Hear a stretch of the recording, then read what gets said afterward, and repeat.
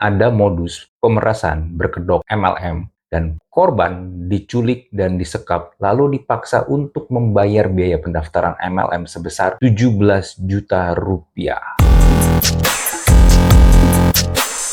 Halo semua, thank you yang sudah nonton dan subscribe channel YouTube gua. Dan sekarang gua membuka membership. Jadi buat lu yang pengen join jadi member di channel YouTube gua, lu bisa tekan tombol join dan pilih lu mau masuk tier yang mana. Gua ada 3 macam tier. Tier yang pertama adalah rookie, tier yang kedua adalah starter, dan tier yang ketiga adalah superstar. Nah, lu bisa pilih lu lebih cocok yang mana dan juga sesuai dengan budget lu, dan setiap tier ada benefitnya masing-masing. Oke, thank you dan jangan lupa daftar. Selamat datang di Thinking Room.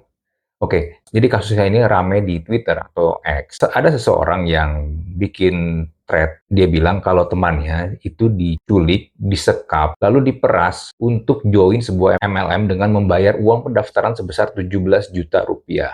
Modusnya awalnya tuh diajak ketemuan dengan mutual. Mereka ini kenalan di Telegram. Nah, si korban karena sudah merasa akrab dengan teman mutualnya di Telegram ini, diajaklah ketemuan di Jogja. For information, si korban ini lokasinya ada di Semarang. Karena sudah merasa akrab dan dia juga berpikir kalau di Jogja dia juga punya saudara, jadi dia mengiyakan aja nih ajakan untuk ketemuan. Lalu di hari mereka ketemuan, dijemputlah si korban oleh pelaku di tempat kosannya. Untuk menambah kedekatan, si pelaku ini bilang kalau dia juga kuliah di tempat yang sama dengan si korban. Tapi si pelaku ini bilang dia adalah cutting atau senior dari si korban. Nah, di perjalanan, si korban ini udah mulai curiga nih karena rutenya tuh ke arah Solo, bukan ke Jogja. Tapi si pelaku bilang dia mau mampir dulu ke acara temannya di Solo, habis itu baru ke Jogja. Sesampainya di Solo, mereka berhenti di sebuah hotel. Nah, ketika sampai di hotel,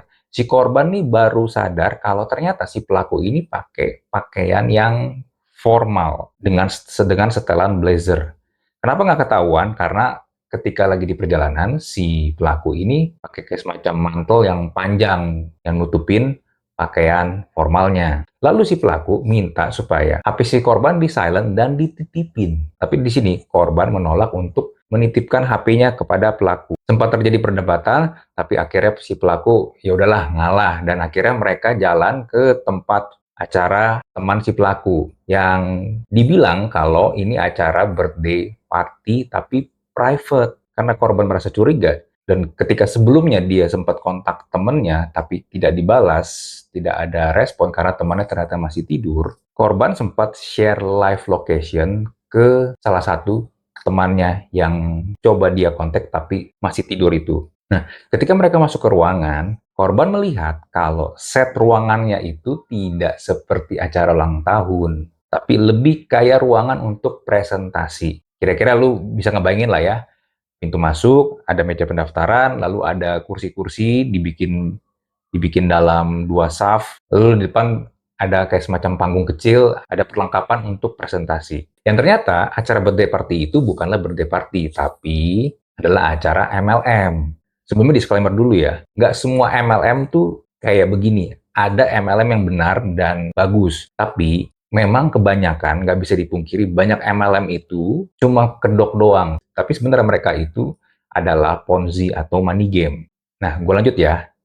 Di sini, korban ngerasa aneh karena di dalam ruangan, di dalam venue tersebut, orang-orang tuh seperti mengeluh-elukan dan mendewa-dewakan si bos dari MLM tersebut. Which is typical lah ya, kalau Ponzi selalu kayak begitu.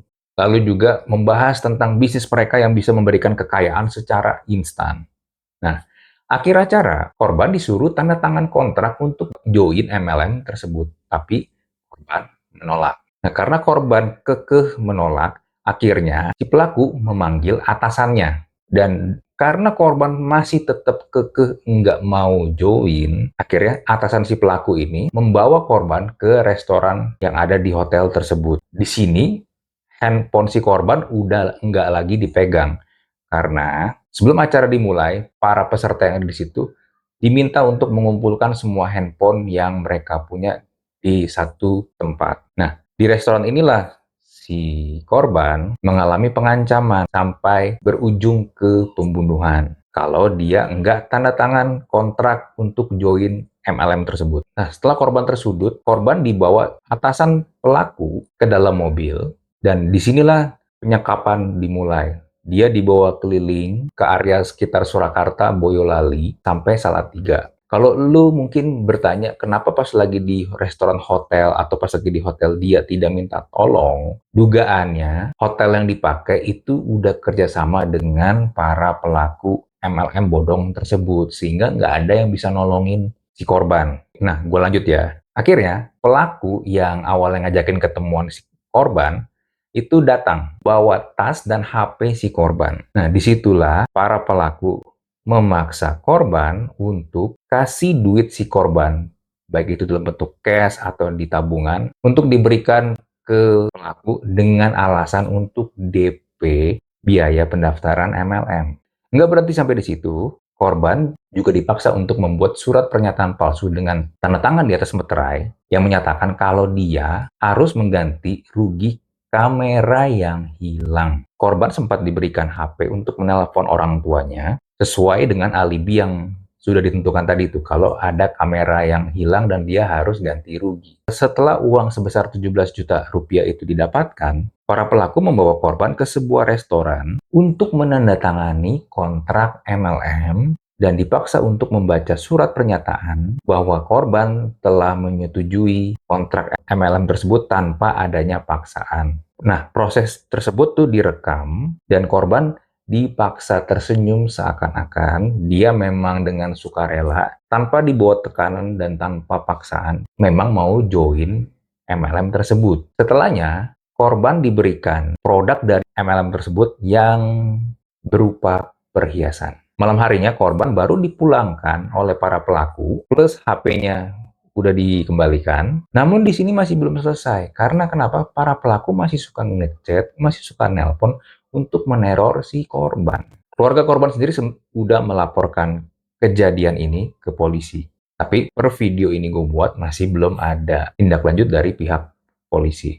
Nah, setelah gue coba riset dan cari tahu lebih dalam lagi, ternyata kejadian ini bukan kejadian yang pertama. Bahkan pernah sempat diangkat oleh akun intinya deh di Twitter, kalau di bulan Juli 2024 sempat ada juga kejadian yang modusnya sama persis seperti ini. Dan daerahnya juga di sekitaran Jogja, Semarang, Solo juga. Yang diduga pelakunya, MLM-nya adalah pelaku dan produk MLM yang sama. Yang bisa dibilang sindikat ini masih terus mencari korban. Nah, buat lu yang mungkin nggak tahu atau nggak familiar dengan modus-modus ponzi berkedok MLM seperti ini, gua mau share tentang bagaimana caranya mendeteksi kalau bisnis ini adalah bisnis scam, ponzi. Karena ponzi ini, money game ini, kedoknya tuh ada berbagai macam. Nggak cuma hanya MLM doang. Tapi pernah ada yang waktu itu pas lagi zaman COVID rame bentuknya forex robot trading, ada yang bentuknya crypto mining, dan berbagai macam bentuk yang memang itu dijadikan kedok seakan-akan memang bisnisnya tuh ada. Bisnisnya tuh seperti real, seakan-akan real, ada produknya yang dijual. Jadi apa sih ciri-cirinya? Ciri yang pertama, kalau bisnis yang mereka tawarkan, penghasilan yang didapat itu lebih besar dengan elu merekrut orang menjadi member lu dibandingkan dengan elu jual produk, itu bisa menjadi red flag paling pertama. Karena kenapa? Keuntungan yang lu dapatkan itu bukan dari jual produk, tapi dari ada orang yang join menjadi member dan lu mendapatkan komisi dari membership tersebut. Nah, karena ini sistemnya Ponzi, itu kan seperti piramida. Semakin lu di paling atas,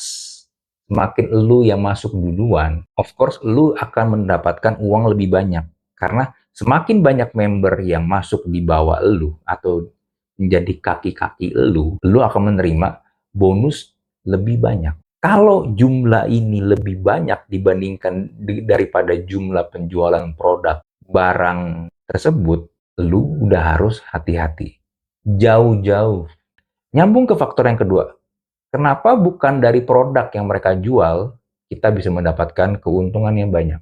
Karena kebanyakan dari ponzi yang berkodok MLM atau investasi bodong, produknya atau layanannya atau mungkin aplikasinya itu jelek, nggak jelas, nggak menarik. Untuk kasus yang ini nih ya, lu dikasih kayak semacam gelang perhiasan yang nggak tahu tuh gelang perhiasan dari apa. Apakah ada kadar emasnya, berapa gram, berapa karat, nggak tahu.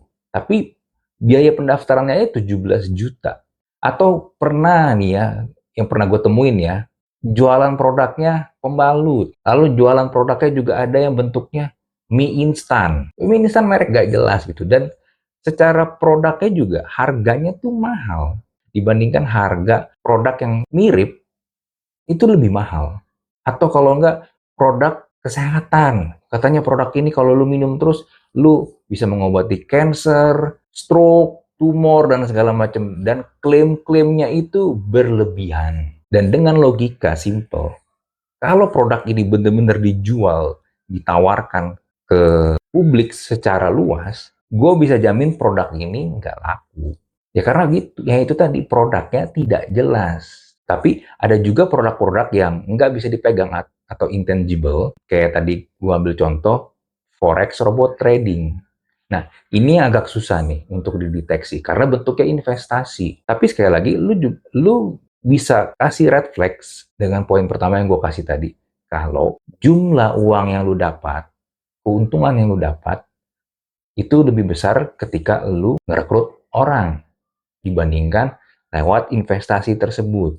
Nah, lalu poin yang ketiga, orang-orang yang ada di situ, walaupun mereka mengklaim diri mereka sukses lah, punya ini, punya itu, segala macam, tapi ya, sekali lagi, lu boleh punya barang-barang mewah, lu boleh punya mobil mewah, jam tangan mewah, baju mewah, apapun yang mewah, tapi lu nggak bisa membeli yang namanya class and attitude. Kelihatan banget orang-orang yang para pelaku Ponzi ini itu norak. Karena kenapa gue bisa bilang norak? Karena kelihatan banget mereka itu sebenarnya nggak terbiasa dengan barang-barang yang mereka lagi pakai.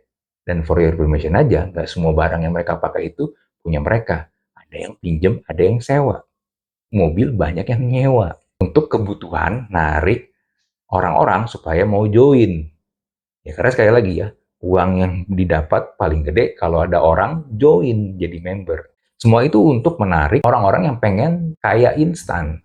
Dan biasanya itu yang dijual adalah profil-profil orang-orang yang dulunya kelihatannya tuh miskin, nggak ada kerjaan, pengangguran, terus tiba-tiba jadi kaya. Ini lu bisa lihat sendiri nanti lah. Lu bisa lihat kalau nanti ada orang yang ngajakin kayak begitu. Dan kalau tadi di cerita ini mengagung-agungkan si bosnya, nah itu juga betul. Biasa top leader tuh sangat-sangat didewakan banget. Oh dia begini-begini. Jadi kayak semacam sekte, semacam kalau udah kayak begitu, lu juga mending jauh-jauh. Dan orang-orang yang ada di situ punya kecenderungan itu akan marah kalau lu menolak mereka atau lu nggak setuju dengan bisnis mereka. I don't know kenapa mereka kayak begitu. Mungkin karena bisa jadi emang pengen ngerekrut lu tapi lu nya nggak mau. Ya karena lu sama dengan duit buat mereka. Jadi ketika lu menolak, apalagi menolaknya dengan mengkritik produk dari mereka, ya mereka pasti akan marah. Ini contoh yang pernah gue alamin ya. Dulu tuh pernah ada produk yang bentuknya tuh bisa membuat lu traveling ke seluruh dunia dengan klaim gratis. Tapi lu juga bisa mendapatkan penghasilan dari MLM tersebut. Gua nggak kenal sama orang yang kontak gua, tapi somehow dia masih ada mutual dengan temen gua yang lain. Tapi ya for whatever reason dia kontak gua lewat DM, ngajakin gua untuk ketemuan karena pengen ngajakin bisnis, nawarin bisnis. Sebagai pelaku bisnis, kalau ada yang ngajakin bisnis, of course nggak akan gua terima mentah-mentah dong. Gue pengen lihat dulu bisnis itu tuh apa. Kalau ada orang yang ngajakin gue bisnis, gue punya kecenderungan bukan gue yang akan aktif untuk follow up dia. Karena dia yang ngajakin, bukan gue yang butuh kan sebenarnya. Tanpa bisnis tersebut pun, menurut gue kayaknya masih fine-fine aja. So, makanya respon gue adalah, boleh tapi lu ke tempat gue ya. Ketika gue ngomong, lu ke tempat gue ya, gue nggak tahu kenapa ini orang jadi marah. Seakan-akan dia merasa gue meremehkan bisnisnya dia. Yang menurut gue akhirnya nggak nyambung sih. Apaan sih lu? Kan lu ngajakin gue bisnis. Ya lu datang dong atau kita ketemuan di mana gitu kan yang di tengah-tengah. Tapi dia nggak mau. Dia pengen gua datang ke tempat yang dia udah tentukan. Yang kalau gue coba tarik benang merah, ya mirip kayak ini juga. Harus datang ke tempat mereka bikin acara. Ketika gue tanya bisnisnya apa pun dia nggak mau ngomong, dan ketika gue coba cari tahu, oh ternyata bisnisnya nawarin traveling. Yang sekarang kayaknya orang-orangnya udah pada nggak bermain di situ sih. Sempat pada pindah ke robot trading. Ya, ini juga para pemain ini nih, para pelaku ini nih biasanya nih akan lompat dari satu ponzi ke ponzi yang lain. Karena udah kebiasaan terima duit gampang. Duit dari menipu orang.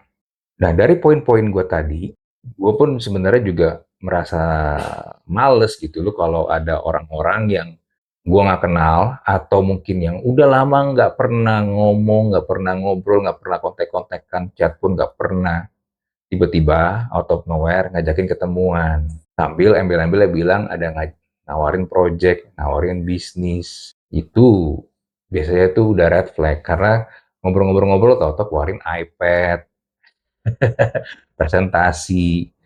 Nah itu gue sih jujur males ya sama orang-orang yang kayak begitu. Kalau lu emang pengen temenan, ya temenan. Kalau pengen ngobrol, ya boleh ngobrol. Tapi kemana, jangan lu transaksional ke gua atau ke teman-teman lu. Kalau memang benar mau berbisnis, ngajakin pulang bisnis, lu bikinlah, lu set up lah, lu bikin planning sebagus mungkin untuk lu presentasiin, bukan jualan ponzi.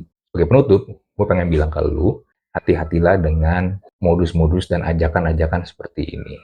Pesan gue, menjadi kaya, menjadi sukses itu nggak ada yang instan. Kalau ada yang nawarin yang instan, justru itu yang berbahaya.